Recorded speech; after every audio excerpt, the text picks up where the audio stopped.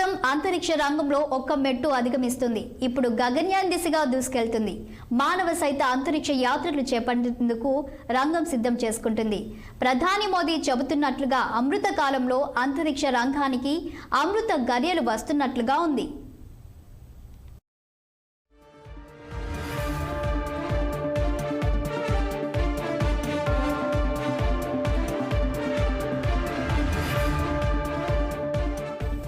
ఓ భారతీయుడు అంతరిక్షంలోకి వెళ్లి 40 ఏళ్లైంది. అది కూడా ఆనాటి సోవియట్ యూనియన్ సహకారంతో జరిగింది. ఆ తరువాత కారణాలు ఏవైతేనేం మానవ సహిత అంతరిక్ష ప్రయాణాలను పెద్దగా పట్టించుకోలేదు. బీజేపీ అధికారంలోకి వచ్చిన తర్వాత మాత్రం ఓ 10 ఏళ్లుగా అంతరిక్ష ప్రయోగాల జోరు పెరిగింది. మానవ సహిత అంతరిక్ష యాత్రలను కూడా ప్లాన్ చేశారు. అందులో భాగంగా జరుగుతున్నదే ఇస్రో చేపట్టిన గగన్యాన్.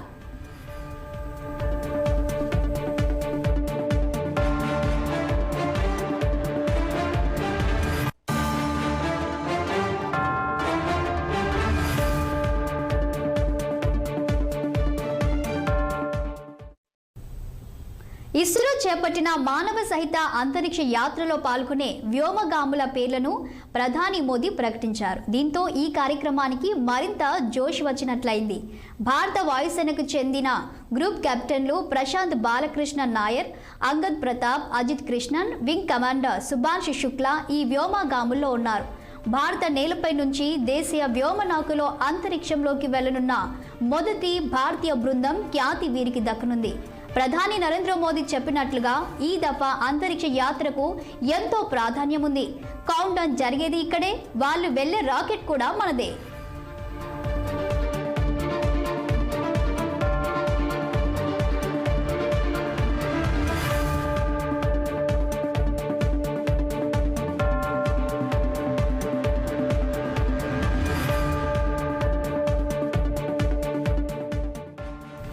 అధికార పీఠంలో ఉన్నవాళ్ళు శ్రద్ధ వహిస్తే తప్ప అంతరిక్ష కార్యక్రమాలు సజావుగా జరగవనే విషయం పలు సందర్భాల్లో రుజువైంది.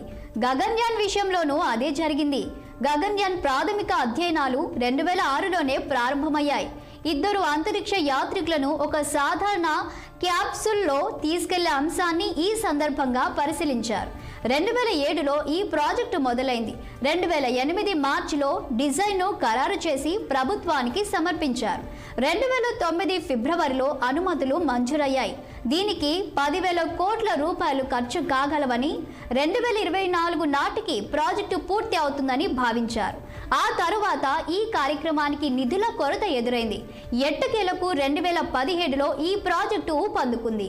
2018లో స్వాతంత్ర్య దినోత్సవం సందర్భంగా ప్రధాని మోదీ అధికారికంగా గగన్యాన్ యాత్ర గురించి ప్రకటించారు.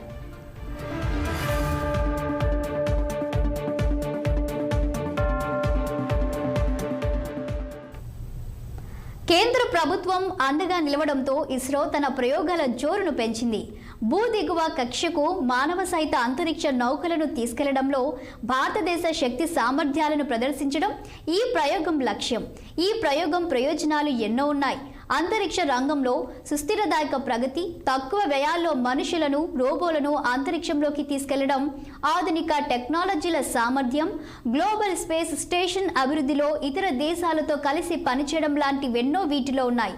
అంతేకాకుండా విద్యా సంస్థలు పరిశ్రమలతో అనుబంధం ఏర్పరచుకోవడం, ఉపాధి కల్పన, యువతకు స్ఫూర్తి, అంతర్జాతీయ భాగస్వామ్యాలకు ప్రోత్సాహం వంటి ప్రయోజనాలు కూడా దక్కనున్నాయి. ప్రాజెక్టు మొత్తం వ్యయం సుమారుగా 9,000 కోట్ల రూపాయలు.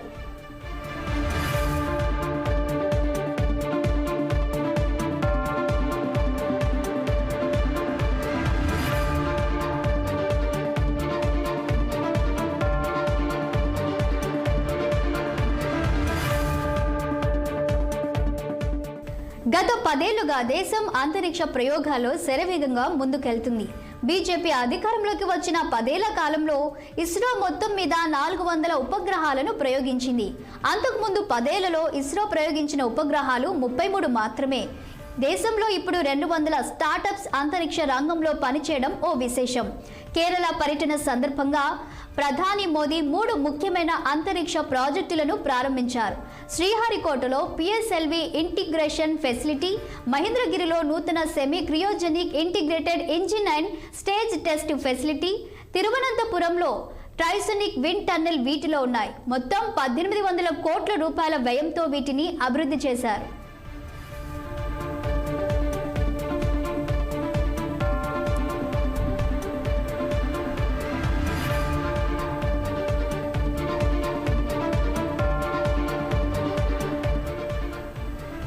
గగన్ యాత్రకు ఎంపికైన నలుగురు కూడా రష్యాకు చెందిన గగారిన్ కాస్మోనాట్ ట్రైనింగ్ సెంటర్లో శిక్షణ పొందారు. 40 ఏళ్ల క్రితం భారత తొలి అంతరిక్ష యాత్రికుడు రాకేష్ శర్మ కూడా ఇక్కడే శిక్షణ పొందారు. రష్యా రాజధాని మాస్కోకు ఉత్తరాన 30 కిలోమీటర్ల దూరంలో ఈ శిక్షణ కేంద్రం ఉంది. ఇస్రో చేపట్టిన గగన్ యాత్ర 3 రోజుల పాటు సాగనుంది. ప్రయోగానికి ఎంపికైన వారు 400 కిలోమీటర్ల దూరంలోని కక్ష్యను చేరుకుంటారు. అక్కడి నుంచి హిందూ మహాసముద్ర జలాల్లో సేఫ్గా ల్యాండ్ అవుతారు. 140 కోట్ల మంది భారతీయుల ఆకాంక్షలను ఈ నలుగురు నెరవేర్చనున్నారు.